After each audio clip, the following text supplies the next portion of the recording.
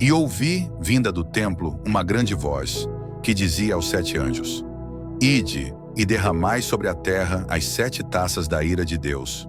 E foi o primeiro, e derramou a sua taça sobre a terra, e fez-se uma chaga má e maligna nos homens que tinham o sinal da besta e que adoravam a sua imagem.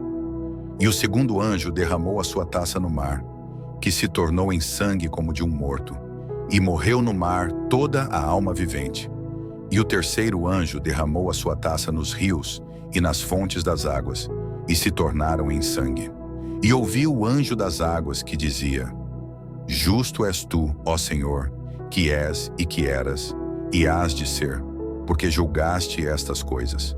Visto como derramaram o sangue dos santos e dos profetas, também tu lhes deste o sangue a beber, porque disto são merecedores.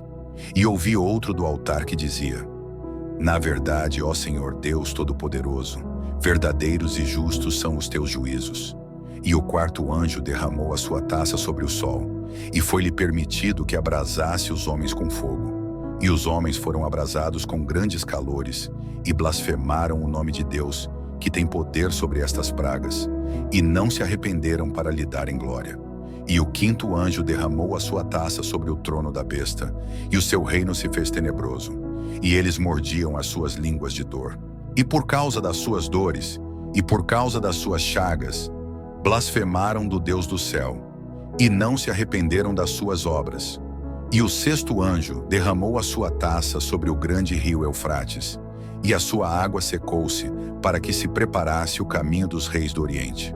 E da boca do dragão, e da boca da besta, e da boca do falso profeta vi sair 3 espíritos imundos, semelhantes a rãs, porque são espíritos de demônios, que fazendo milagres vão ao encontro dos reis da terra e de todo o mundo, para os congregar para a batalha, daquele grande dia do Deus Todo-Poderoso.